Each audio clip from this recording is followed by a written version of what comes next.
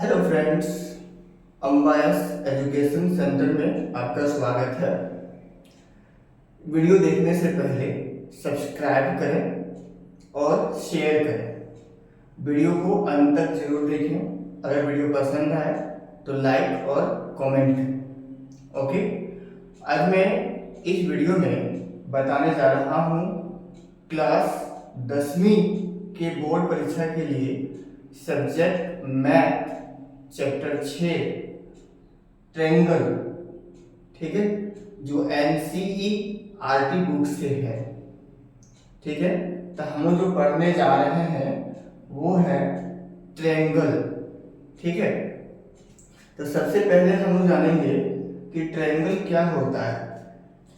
तो ट्रायंगल हम किसे कहते हैं? तो ट्रायंगल हम उसे कहते हैं जो 3 साइड्स अर्थात 3 भुजाओं से घिरा हुआ हो। ठीक है, या फिर 3 लाइन सेगमेंट से घिरी हुई शेप को या फिर बनी हुई आकृति को हम लोग क्या कहते हैं? ट्रायंगल कहते हैं। अर्थात 3 रेखाखंडों से बनी बंद आकृति को हम त्रिभुज कहते हैं। ठीक है, तो ध्यान देना है कि ये जो आकृति दिख रहा है इसे हम त्रिभुज कहेंगे। क्या कहेंगे? त्रिभुज। तो ध्यान रखना है कि त्रिभुज में भुजाओं की संख्या जो होता है वो 3 होता है। ठीक है, वर्टिसेस जो होता है दैट मीन्स शीर्ष, ठीक है, ये भी 3 होता है।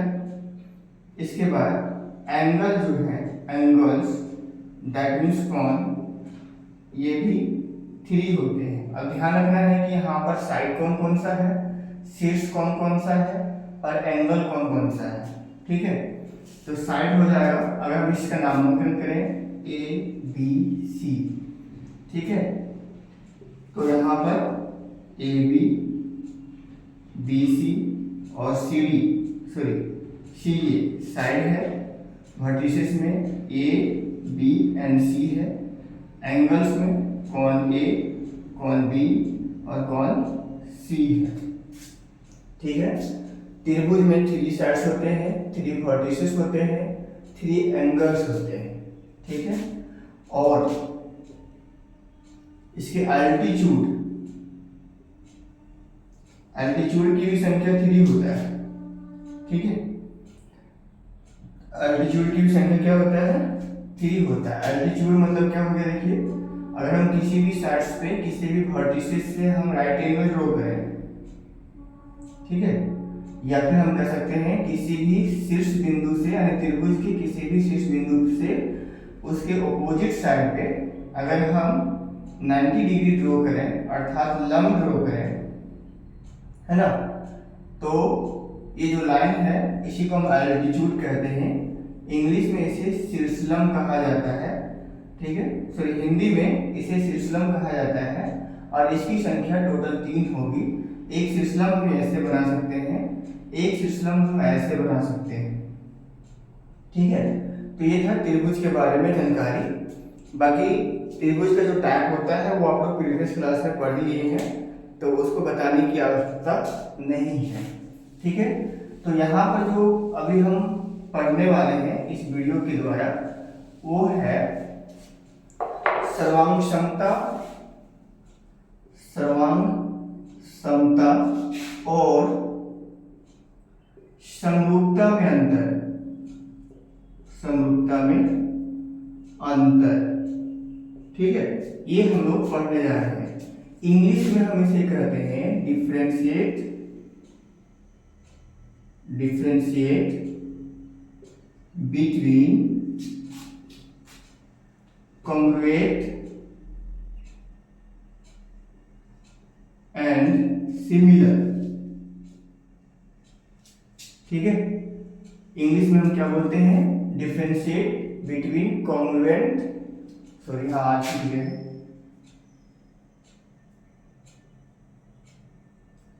Congruent and similar.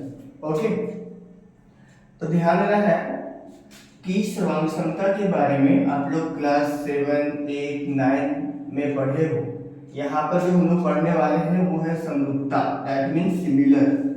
ठीक है, तो सबसे पहले हम सर्वांग को समझेंगे, उसके बाद समझेंगे समरूपता क्या होता है। ओके, तो सबसे पहले कॉन्ग्रुएंट को देखो, सर्वांग क्या होता है उसे देखना है। तो हम लोग प्रीवियस क्लास में पढ़े हैं कि अगर हम कोई भी दो आकृति लेते हैं, चाहे वह दो ट्रायंगल हो, चाहे वह दो स्क्वायर हो, या फिर किसी भी तरह का हो, तो अगर उन दोनों आकृतियों में, दोनों चित्रों में अगर हर एक अंग यानी दोनों का हर एक ऑर्गेन्स, हर एक अंग इक्वल हो, क्या हो, इक्वल हो, तो हम उसे सर्वांग समता कहते हैं। फॉर एग्जाम्पल फ्रेंड्स, जैसे सपोज यहाँ पे अगर एक ट्रायंगल है जिसका नाम है ABC, एक अनदर ट्रायंगल है जिसका नाम है DEF।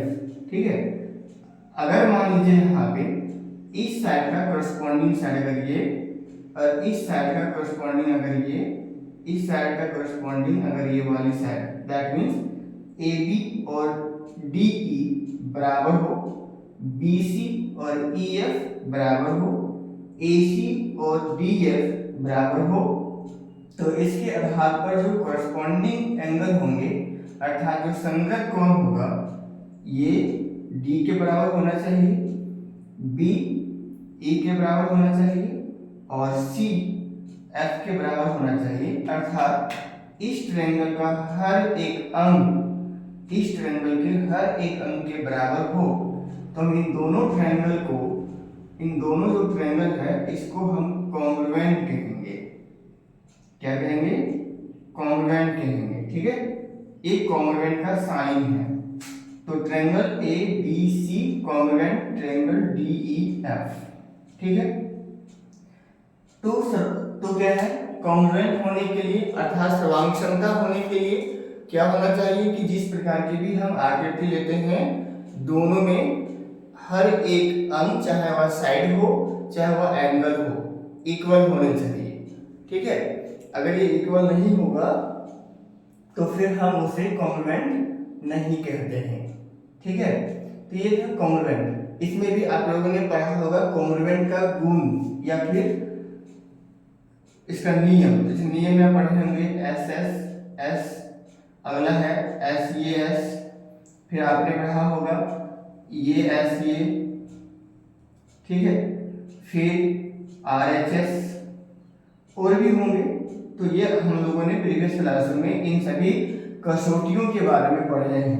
ठीक है, तो इसमें हम लोग क्या जानते हैं कि अगर किसी भी टू ट्रायंगल्स के तीनों साइड इक्वल हो, तीनों संगत भुजाएं बराबर हो, तो उसे हम S से अर्थात साइड से हम उसे सर्वांग सम, दैट मींस कॉन्ग्रुएंट कहते हैं।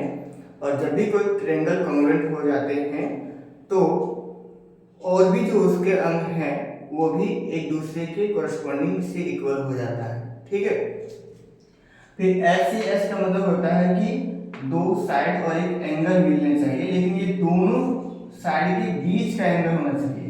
जैसे सपोज कि अगर हम ये वाले एंगल और ये वाला साइड और ये वाला साइड लेते हैं तो एंगल ये वाला होना चाहिए। अगर हम ये दोनों साइड लेते हैं तो एंगल ये होना चाहिए।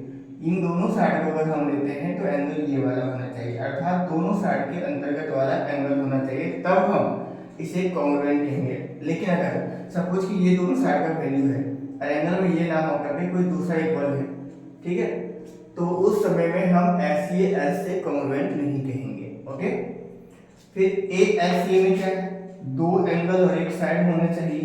तो दोनों एंगल के अंतर्गत जो साइड आएगी, जो भुजा आएगा, उस वो बराबर हो दोनों ट्रायंगल में, तब हम उसे ASA से कॉन्ग्रुएंट कहते हैं। ठीक है, RHS में क्या है, R होता है राइट एंगल, मतलब ट्रायंगल में एक 90 डिग्री होना चाहिए, H मतलब एक हाइपोटेनस इक्वल होनी चाहिए, साइड मतलब बाकी दो जो साइड बच जाते हैं राइट एंगल ट्रायंगल में यानी समकोण त्रिभुज में, उनमें से कोई भी एक साइड इक्वल हो जाए तो उसे हम RHS से क्या बोलते हैं, RHS से हम क्या बोलते हैं, सर्वांग सम बोलते हैं, कॉन्ग्रुएंट बोलते हैं। ओके, तो ये छोटी सी जानकारी था, क्योंकि आप लोग 10th क्लास में से पढ़े हैं, इसलिए हम इसमें विस्तार से नहीं जाने जा रहे हैं। लेकिन यहाँ पर अब हम लोग देखना है, जो हमें विस्तार से जानना है वो है कॉन्ग्रुएंट है, सॉरी सिमिलरिटीज है। ठीक है, वो क्या है? सिमिलरिटीज है, मतलब समरूप है। ठीक है,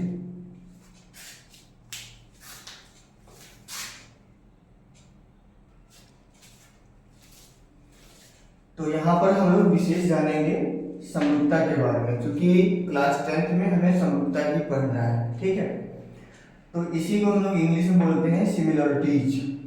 ठीक है, अब ध्यान देना है कि अगर हम समरूपता की बात करते हैं और अगर हम इसको संधि विच्छेद करें, समरूप, ठीक है, इसको संधि विच्छेद करेंगे तो मिलेगा सम प्लस रूप। ठीक है, मतलब ये हुआ कि अगर दो आकृति है मेरे पास, ठीक है, तो दोनों आकृति का जो रूप है वो सेम होने चाहिए। दूसरा, ठीक है, वो समान रेशियो में, मतलब समान रेशियो में, ठीक है, रेशियो में विभाजित होने चाहिए। यहाँ पे समान रेशियो में यानी इक्वल रेशियो में वो डिवाइड होना चाहिए। ठीक है, अगर वो डिवाइड हो जाता है इक्वल रेशियो में, तब हम उसे कहते हैं समरूप। ठीक है, जैसे फॉर एग्जांपल अगर आपको हम समझाएं, मेरे पास ये देखिए दो स्केच है, दोनों सेम कंपनी का है और सेम कलर का है। ठीक है, ये इसका जो साइज लेंथ कलर है वही साइज लेंथ कलर इसका भी है, तो इन दोनों को हम कॉन्ग्रुएंट कहेंगे। ठीक है, क्या कहेंगे? कॉन्ग्रुएंट कहेंगे, ना कि सिमिलर कहेंगे। ठीक है ना। अब देखिए इस एग्जाम्पल में हम लोग समझते हैं, हम जितने भी प्रकार के ह्यूमन हैं, ठीक है, जितने भी प्रकार के मनुष्य हैं, सब क्या है? एक जैसे हैं, सिमिलर हैं। ठीक है, जितने भी मनुष्य हैं वो सभी सिमिलर हैं। अगर हम एक जाति की बात करें तो, जैसे फॉर एग्जाम्पल अगर हम पुरुष जाति की बात करेंगे तो जितने भी पुरुष जाति होंगे लगभग क्या होंगे? एक जैसे होंगे, दैट मीन सिमिलर होंगे। ठीक है, अगर वो सिमिलर है तो सिमिलर मतलब क्या है? जैसे एक मनुष्य के पास अगर दो आंखें हैं तो सबके पास दो आंखें हैं, दूसरे के पास अगर एक के पास अगर दो हाथ है तो सबके पास एक हाथ है। मतलब एक व्यक्ति के शरीर में जितने अंग हैं दूसरे उतने ही व्यक्ति में वही अंग है, तो इसे हम सिमिलर कहते हैं। इसे हम क्या कहते हैं? सिमिलर कहेंगे। ठीक है, कॉन्ग्रुएंट नहीं कहेंगे। क्या नहीं कहेंगे हम लोग? कॉन्ग्रुएंट नहीं कहेंगे। इसलिए नहीं कहेंगे क्योंकि कॉन्ग्रुएंट का मतलब होता है ऑल ऑर्गन्स इक्वल। जैसे अगर मान लीजिए हम दो व्यक्ति के बीच की तुलना करें तो क्या मेरा हाथ दूसरे व्यक्तियों के हाथ के बराबर होगा? क्या उसकी मोटाइयां बराबर होंगी? क्या उंगलियों का जो साइज वगैरह है वो बराबर होंगी? या फिर और भी जो अंग है वो क्या लेंथ ब्रेथ हाइट सब कुछ बराबर होगा? नहीं होगा। तो हम उसे सिमिलर कहेंगे, ना कि कॉन्ग्रुएंट कहेंगे। दैट मीन ना कि हम उसे समांसम नहीं कहेंगे बल्कि हम उसे समरूप कहेंगे। क्या कहेंगे? समरूप। ठीक है, तो यहाँ पर हम लोग जो पढ़ने जा रहे हैं वो है त्रिभुजों में समरूपता। ठीक है, अर्थात सिमिलरिटी इन ट्रायंगल। जो लोग पढ़ेंगे वो है सिमिलरिटीज इन ट्रायंगल्स। ठीक है, अब हम सिमिलरिटीज में क्या कहेंगे, क्या देखना है? सो देखिए, सपोज कि दो ट्रायंगल है मेरे पास, नामांकन है ए बी सी, अलग ट्रायंगल है डी ई एफ। ठीक है, तो यहाँ पर सिमिलरिटी करने के लिए क्या करेंगे? हम सबसे पहले कॉरस्पॉन्डिंग साइड यानी जो संगत भुजाएं हैं दोनों त्रिभुजों की, उनका अनुपात अर्थात रेशियो फाइंड करेंगे। ठीक है, जैसे यहाँ पर ए बी है, ए बी लिए और इस ट्रायंगल का इससे कॉरस्पॉन्डिंग अगर हम डी ई लेते हैं तो ए बी और डी ई का रेशियो फाइंड करेंगे। ठीक, फिर अगर हम साइड ए सी लेते हैं, ए सी, और इसका कॉरस्पॉन्डिंग साइड हो जाएगा डी एफ, इन दोनों का फिर हम रेशियो फाइंड करेंगे DF। इसके बाद थर्ड साइड जो बच जा रहा है BC, ठीक है, और इसका थर्ड साइड बच जा रहा है EF। इन तीनों का अगर हम रेशियो फाइंड करें, क्या फाइंड करें, रेशियो अगर हम फाइंड करें, तो अगर सभी का रेशियो इक्वल आए, क्या आ जाए, सभी का रेशियो इक्वल आ जाए, तो ही हम इन दोनों ट्रायंगल्स को कॉन्ग्रुएंट कहेंगे, चाहे सिमिलर कहेंगे, चाहे यह ट्रायंगल किसी भी प्रकार का क्यों ना हो, ठीक है। और इसके साथ साथ कॉरस्पॉन्डिंग एंगल भी बराबर होना चाहिए। क्या बराबर होना चाहिए, corresponding angle, that means angle A के इक्वल में एंगल D होने चाहिए, फिर एंगल B के इक्वल में एंगल E होने चाहिए, फिर एंगल C के इक्वल में एंगल F होना चाहिए, ठीक है। यानी किसी भी प्रकार के दो त्रिभुजों की संगत भुजाएं अर्थात कॉरस्पॉन्डिंग साइड इक्वल रेशियो में होने के साथ साथ उनके कॉरस्पॉन्डिंग एंगल जो है वो भी इक्वल होने चाहिए। अगर इनमें से किसी में भी एक में इक्वल ना हो तो फिर हम इन दोनों को कॉन्ग्रुएंट नहीं कहेंगे। तो कॉन्ग्रुएंट कहने के लिए हमें क्या करना होगा कि किसी भी दो ट्रायंगल अगर है तो उसके हर कॉरस्पॉन्डिंग साइड यानी संगत भुजाएं जो होंगी, ये सभी संगत भुजाएं अगर एक ही अनुपात अर्थात सेम रेशियो में डिवाइड है तो हम उन दोनों ट्रायंगल्स को हम सिमिलरिटीज कहेंगे। ओके, आई होप अंडरस्टैंडिंग हो ही रही होगी आप लोगों को। और भी एग्जांपल समझ सकते हैं, जितने भी स्क्वायर हैं दैट मींस वर्ग, ठीक है, ये स्क्वायर है, जितने प्रकार का स्क्वायर होंगे, मान सपोज दैट कि मैंने ये एक स्क्वायर बनाया, ठीक है, एक स्क्वायर में और बनाता हूं, चलिए ये हो गया आपका स्क्वायर, है ना, दो स्क्वायर है। अगर हम इन दोनों स्क्वायर की तुलना करें, दोनों स्क्वायर में अगर हम कंपेयर करें तो हम पाएंगे कि दोनों स्क्वायर की अपनी अपनी साइड इक्वल है, लेकिन कॉरस्पॉन्डिंग साइड होगा। मान लीजिए ये साइड का कॉरस्पॉन्डिंग ये है, अगर इसके कॉरस्पॉन्डिंग में ये है, इसके कॉरस्पॉन्डिंग में अगर ये है, इसके कॉरस्पॉन्डिंग में अगर ये वाला साइड है, तो यहाँ पर क्या है कि अगर यहाँ पे देखा जाए तो कॉरस्पॉन्डिंग साइड तो इक्वल नहीं है, लेकिन जितने भी प्रकार के साइड जो भी दोनों में दिया हुआ है, अगर हम कॉरस्पॉन्डिंग साइड का रेशियो निकालें, अनुपात निकालें, जो भी वैल्यू रहेगा इसका साइड का, जो भी मेजरमेंट रहेगा, अगर हम उसका रेशियो निकालें तो सारा साइड इक्वल है ना, सभी साइड क्या आ जाए, इक्वल है, तो हम इन दोनों को सिमिलर कहेंगे, मतलब इसे हम क्या कहेंगे, समरूप कहेंगे, लेकिन इन दोनों को सर्वांशम नहीं कहेंगे। सर्वांशम दैट मींस कॉन्ग्रुएंट। अगर हम कॉन्ग्रुएंट कहते हैं इन दोनों को तो इसका मतलब ये होगा कि इसकी साइड, क्योंकि देखो दोनों अगर स्क्वायर है तो हर एंगल जो है 90 डिग्री होना ही होना है ना, तो यहाँ पर सिर्फ हम साइड को देखेंगे। अगर एक स्क्वायर का साइड दूसरे स्क्वायर के सभी साइड के इक्वल हो तब हम उन दोनों को कॉन्ग्रुएंट कहेंगे, यानी सर्वांशम कहेंगे, ठीक है। लेकिन अगर दोनों साइड अलग अलग हो तो फिर हम उस समय उसे हम सिमिलर कहेंगे, समरूप कहेंगे, ठीक है। तो किसी भी दो आकृति को समरूप होने के लिए उनकी जो कॉरस्पॉन्डिंग साइड होते हैं वो इक्वल होना चाहिए। तो इस एग्जांपल में हम ले सकते हैं जितने भी प्रकार के सर्कल हैं, चाहे छोटा रेडियस वाला सर्कल हो चाहे बड़ा रेडियस वाला सर्कल हो, अगर है ना, वो सब सिमिलर होंगे। जितने भी इक्विवेलेंट ट्रायंगल है, मतलब जितने भी समबाहु त्रिभुज हैं, ठीक है, जितने भी रेगुलर पॉलीगॉन है सेम साइड का, अगर हम रेगुलर पॉलीगॉन में 5 साइड का पेंटागन लेते हैं यानी पंचभुज लेते हैं, तो जितने भी प्रकार का पेंटागन होगा रेगुलर में वो सब सिमिलर होगा, ठीक है।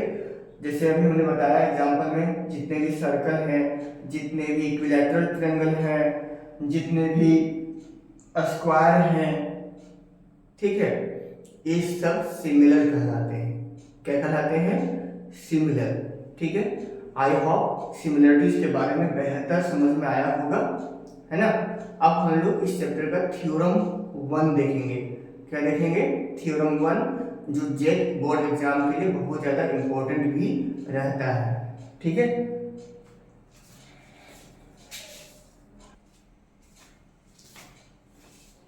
आई होप श्रवण क्षमता और समरूपता में अच्छे से समझ में आ गया होगा आप लोगों को। अनकॉन्वेंट और सिमिलर में बेहतर समझ में आ गया होगा। वीडियो को देख करके पसंद आया होगा तो वीडियो को लाइक जरूर कर दें। ठीक।